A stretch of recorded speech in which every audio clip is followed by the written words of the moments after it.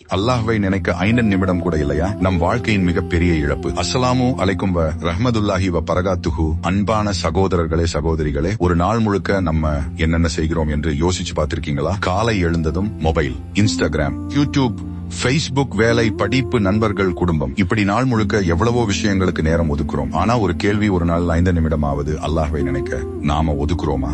இந்த கேள்வியை ஒவ்வொருத்தரும் நம்ம மனசுக்குள்ள கேட்டு பார்க்கணும். ஏன்னா இந்த உலகத்தில் நமக்கு கிடைத்திருக்கும் மிகப்பெரிய அருள் அல்லாஹ்வை நினைக்கும் வாய்ப்பு. நம்ம இதயம் யாரை அதிகமா நினைக்குதோ அதுதான் நம்ம வாழ்க்கையை வழி நடத்தும். பணம் மட்டும் நினைச்சா அதுதான் வாழ்க்கையாகிடும். மனிதர்களை மட்டும் நினைச்சா அவர்களால் தான் சந்தோஷமும் கவலையும் வரும். ஆனா அல்லாஹ்வை நினைக்க ஆரம்பிச்சா இதயத்துக்கு ஒரு தனி அமைதி கிடைக்கும். அல்லாஹ் கூறுகிறான், அறிந்து கொள்ளுங்கள், அல்லாஹ்வை நினைப்பதால் தான் இதயங்கள் அமைதி பெறுகின்றன. சூரா அர்ர அத்தோதுனோம 28. எவ்வளவு அழகான வசனம். இன்று பலருக்கு பணம் இருக்கு, வீடு இருக்கு, வேலை இருக்கு, எல்லாமே இருக்கு, ஆனா மன நிம்மதி இல்லை. ஏன்னா இதயம் படைக்கப்பட்டதே அல்லாஹ்வை நினைக்கத்தான். அதை உலக விஷயங்களால் நிரப்ப முயற்சி பண்ணினா அது ஒருபோதும் முழுமையாகாது. நபி ஸல்லல்லாஹு அலைஹி வஸல்லம் அவர்களுடைய வாழ்க்கையை பாருங்கள். அவர்கள் எப்போதும் அல்லாஹ்வை நினைத்துக் கொண்டே இருந்தார்கள். சந்தோஷத்திலும் துன்பத்திலும், போர்க்களத்திலும், பயணத்திலும், எல்லா சூழ்நிலையிலும் அல்லாஹ்வின் நினைவு இருந்தது. அதனால்தான் அவர்களுடைய இதயம் எப்போதும் உறுதியாக இருந்தது. இன்று நாம என்ன செய்யலாம்? ரொம்ப பெரிய விஷயம் செய்ய வேண்டியதில்லை. காலை எழுந்ததும் அல்ஹம்துலில்லாஹ் சொல்லலாம். வீட்டை விட்டு வெளியே போகும்போது சொல்லலாம்.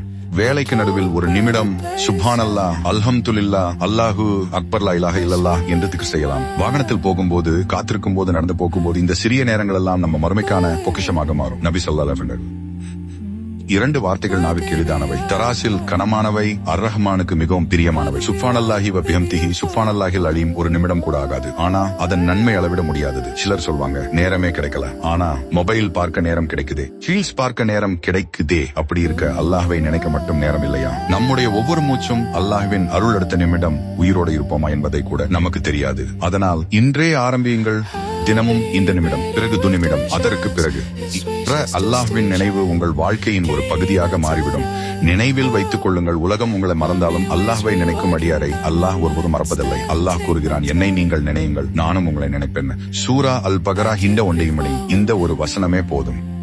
படைப்பாளி நம்மை நினைப்பதை விட பெரிய பாக்கியம் வேறு என்ன இருக்க முடியும்? எனவே இன்றிலிருந்து ஒரு முடிவு எடுப்போம். ஒவ்வொரு நாளும் குறைந்தது இந்த நிமிடமாவது அல்லாஹ்வை நினைப்போம். அவன் நம்முடைய இதயத்தை அமைதியாக்குவான், நம்முடைய பாவங்களை மன்னிப்பான், நம்முடைய வாழ்க்கையில் பரக்கத்தை ஏற்படுத்துவான்.